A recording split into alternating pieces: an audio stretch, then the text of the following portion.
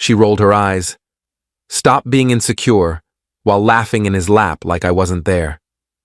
I nodded once and disappeared from the party. Hours later, she was outside my house crying, calling my name after finding out why I hadn't followed her. I'm 33, and I thought I knew what love looked like. We'd been together for 3.5 years, living together for the last 18 months in what I genuinely believed was a solid relationship. Sure, we had our issues. Who doesn't? But I trusted her. That was my first mistake. The party was at her best friend's place last Saturday. One of those casual gatherings that starts at 7 and somehow turns into a full house by 9. I wasn't particularly excited about going, but she'd been talking about it all week, so I showed up like a supportive partner does. We got there around 8. The place was already packed with her friends, co-workers, and people I'd never met.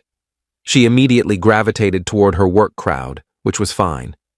I grabbed a beer and made small talk with a few people I recognized from previous gatherings. Nothing felt off at first. Around 9:30, I went looking for her, found her in the living room, sitting on the armrest of the couch. And there he was, her co-worker, the one she'd mentioned a few times over the past couple months. Always casual mentions. He's hilarious, or he really gets my sense of humor at work. Never anything that set off alarms, until I saw them together. She was leaning into him, laughing at something on his phone. Her hand was on his shoulder, not just resting there, gripping it, familiar and comfortable. As I watched, she actually slid down from the armrest into his lap for a second, adjusting her position while still focused on whatever they were looking at. I walked over. "Hey!" She glanced up, slightly annoyed at the interruption. "Oh, hey, what's up?" "Just checking on you. You've been over here a while." "We're just looking at some work stuff," she said, holding up his phone like that explained everything. "It's funny, you wouldn't get it." "Right," I said slowly. "Can I talk to you for a second? Privately?" She rolled her eyes, and stood up. "Sure. Excuse me," she said to him with this apologetic smile that made my stomach turn. We stepped into the hallway, away from the music and conversation. The walls were thin enough that I could still hear people laughing in the living room, completely oblivious to what was about to unfold. "What's going on?" I asked, keeping my voice level. "What do you mean?" "You were sitting in his lap." Oh my God, I was not. I sat on the armrest and slipped for a second. Stop being insecure. That word. Insecure. Like my valid observation was somehow a character flaw I needed to work on. "I'm not being insecure. I'm watching my girlfriend be all over some guy." "All over?" She laughed. But it wasn't a nice laugh. It was dismissive, condescending. "We were looking at a meme. You're making something out of nothing." "Am I?" "Yes. And honestly, it's embarrassing. Everyone can see how jealous you're acting." I stood there for a moment just looking at her. The defensiveness, the deflection, the way she made me feel crazy for noticing what I was clearly seeing. "You know what?" I said quietly. "You're right. I'm being ridiculous." She looked relieved. "Thank you. Can we just go back and enjoy the party?" "Sure. You go ahead. I'm going to grab another drink." She went back to the living room. I watched her sit back down next to him, immediately leaning in close again, resuming whatever conversation I'd interrupted. She didn't look back at me once. I set my beer down on the kitchen counter and walked out the front door. Didn't say goodbye to anyone. Just left. Update 1. I drove home in complete silence.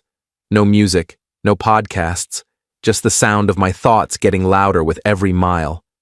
My phone started buzzing around 10:15. I didn't look at it. When I got home, I did something I'd never done before. I went to her laptop, the one she leaves open on the dining table because she has nothing to hide. I opened her message app, which was still logged in. I found their conversation thread immediately. It went back 4 months. 4 months.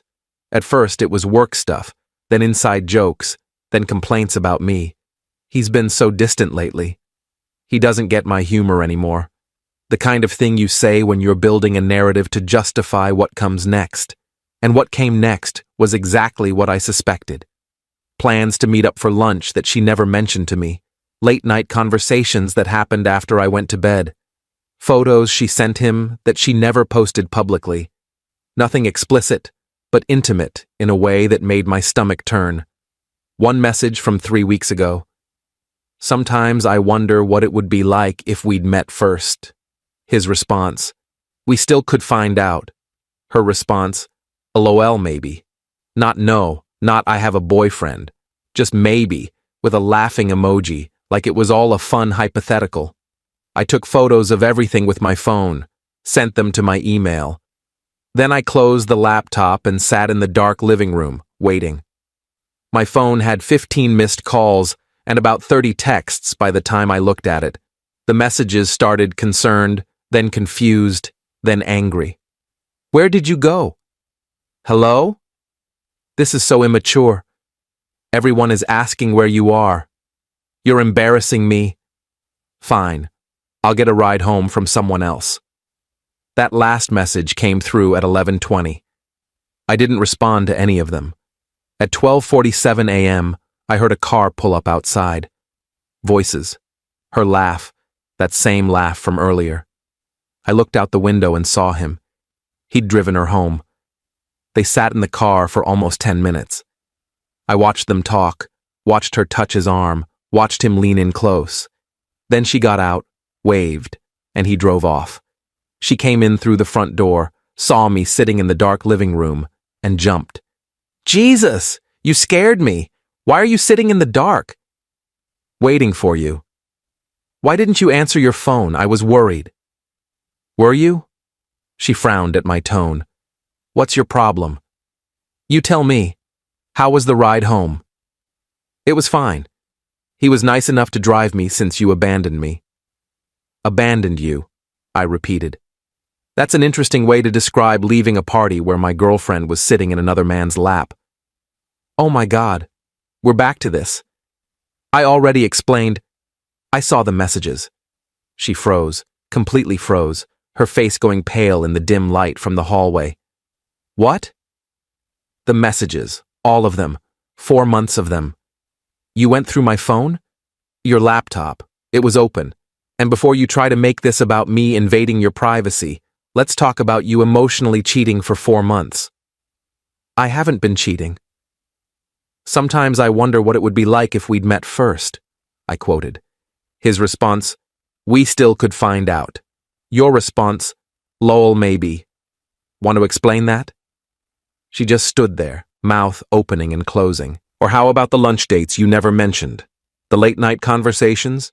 The photos you sent him that I never saw? Those were just friendly. Don't, I cut her off. Don't insult my intelligence more than you already have. You've been building something with him for months while coming home to me every night and acting like everything was fine.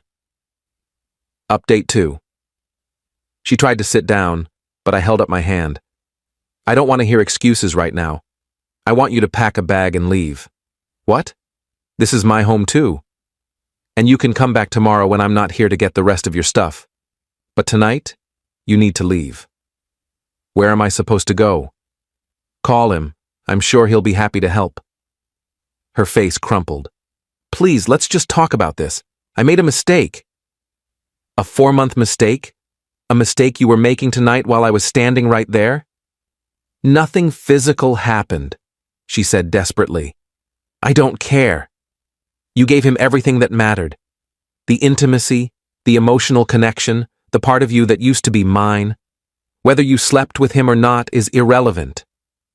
I love you, she said, tears streaming now. I know I messed up, but I love you. You don't love me, I said flatly. You love the stability I provide while you explore your options, but that's done now. Please, she begged. We can work through this. We can go to counseling. I'm not interested in counseling. I'm interested in you packing a bag and leaving my house. She stood there crying for another minute, then finally went to the bedroom. I heard drawers opening, clothes rustling. She came out 15 minutes later with a duffel bag, mascara streaked down her face. "This isn't over," she said. "Yes, it is." She left, and I locked the door behind her. Then I sat back down in the dark and finally let myself feel everything I'd been holding back. My phone started ringing 5 minutes later. I blocked her number. Then came the texts from a different number, probably borrowed from someone at the party. "Please talk to me. I'm sorry. I'll do anything." I ended it with him. "Please." I blocked that number too. Update 3 Sunday morning came with more blocked numbers trying to reach me. Her friends, her mom, even her coworker. The audacity of him trying to call me was something else. I blocked them all.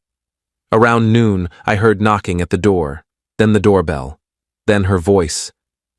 "I know you're in there. Please, we need to talk." I didn't answer. "I'm not leaving until you talk to me." I opened the door. She looked terrible. Same clothes from last night, eyes puffy and red. "What do you want?" "I want to explain." "There's nothing to explain. I saw everything. I know everything." "You don't know everything," she insisted. "You don't know that it was just emotional, that nothing physical ever happened, that I was confused and made stupid decisions, but never stopped loving you." "Do you hear yourself?" I asked.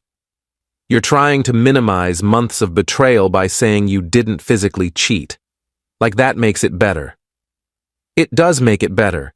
It means we didn't cross that line." "You crossed every line that mattered," I said. "You built a relationship with him.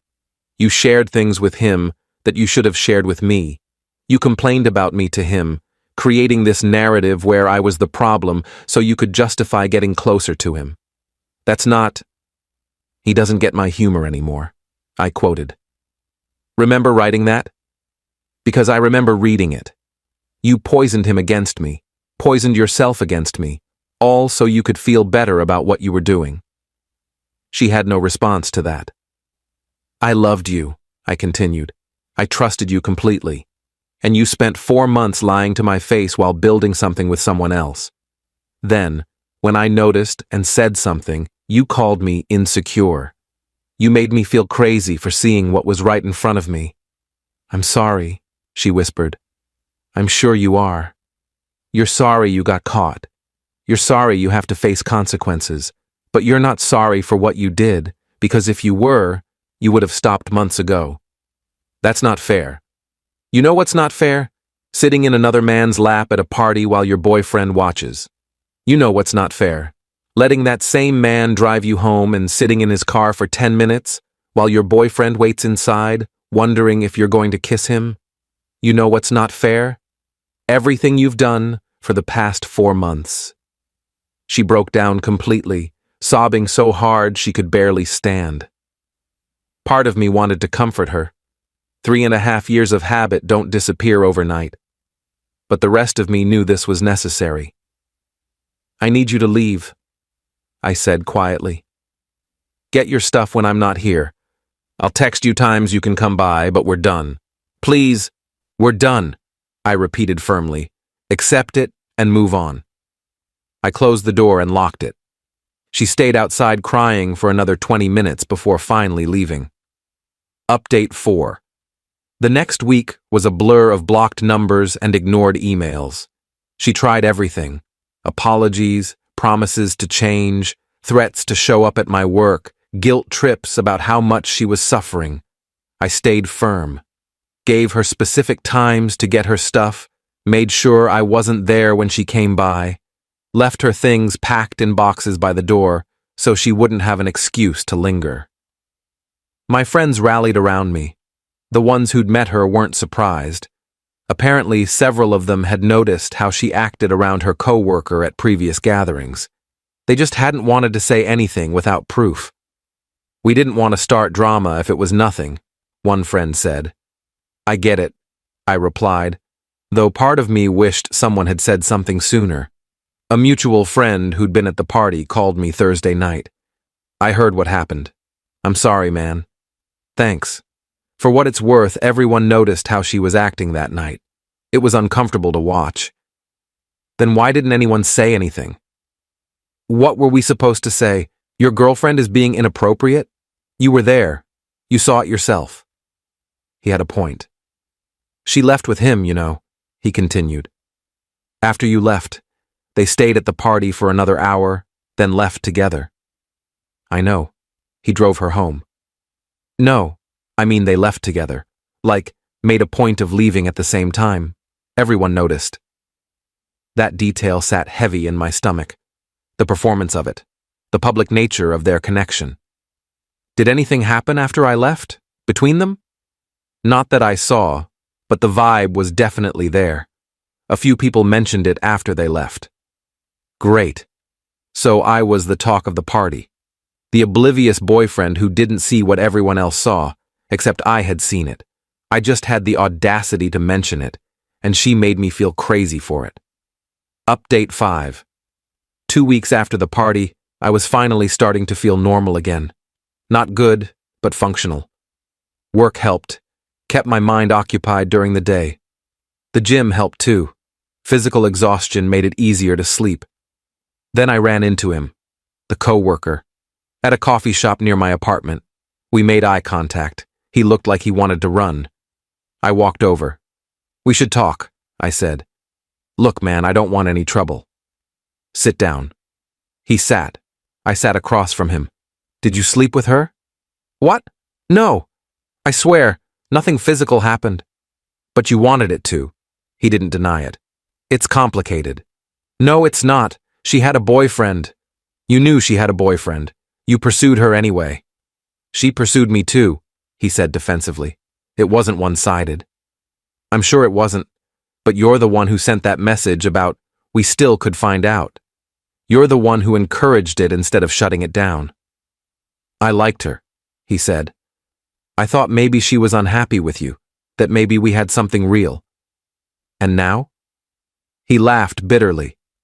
Now I realize she's a mess.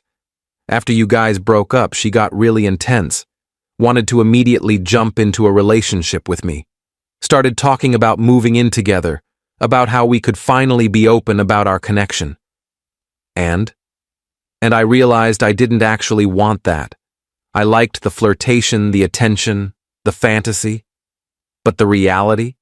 She's exhausting, clingy, dramatic. I broke it off 3 days ago. I sat back, processing this.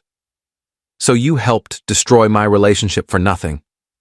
I'm sorry, he said, and he actually sounded sincere. I really am. I was selfish and stupid, and I didn't think about the damage I was causing. No, you didn't. For what it's worth, you deserve better. She talked about you like you were boring, like you didn't appreciate her. But from what I've seen, you were just stable and reliable, and she confused that with being taken for granted. Thanks, I guess. We sat in awkward silence for a minute. She's been texting me again, he said, begging me to reconsider. I've been ignoring her. Good. Keep ignoring her. I will. He stood up. Again, I'm sorry. I know that doesn't fix anything, but I am. He left, and I sat there with my coffee, feeling a strange mix of vindication and sadness. The barista was wiping down tables nearby, and I wondered if she'd heard our conversation. The whole thing felt surreal, sitting in a coffee shop on a Tuesday afternoon, discussing the wreckage of my relationship with the man who'd helped destroy it. I finished my coffee slowly, watching people come and go. Couples holding hands, friends laughing together, people living their normal lives while mine had been turned upside down. But I wasn't drowning anymore. I was treading water, and that was progress. Final update.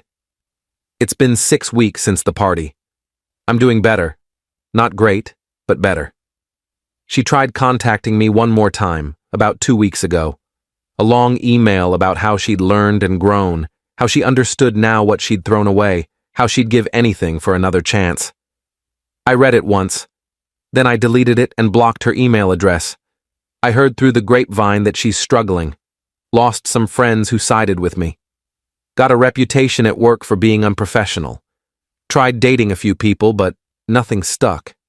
Part of me feels bad for her. A small part. The rest of me knows she created this situation and has to live with the consequences. I've been on a couple dates. Nothing serious yet. I'm not rushing into anything. 3.5 years with someone who betrayed me, taught me to take my time, to watch for red flags, to trust my gut when something feels off. The hardest part is accepting that I'll never know when it really started to go wrong. Was it before him? Was he just the symptom of a larger problem? Did she ever really love me the way I loved her? I don't have those answers, and I'm learning to be okay with that. What I do know is this. When someone shows you who they are, believe them. When your gut tells you something is wrong, listen. And when someone tries to make you feel crazy for noticing reality, that's not love, that's manipulation. That night at the party, when she rolled her eyes and told me to stop being insecure while sitting in another man's lap, she showed me exactly who she was. I just wish I'd walked away right then instead of trying to talk to her first. But I did walk away. Eventually. And I haven't looked back. Life goes on. That's what they don't tell you about heartbreak. It feels permanent when you're in it. But it's not. One day you wake up and realize you're okay. Different, maybe. More cautious, definitely. But okay. And okay is enough to build on.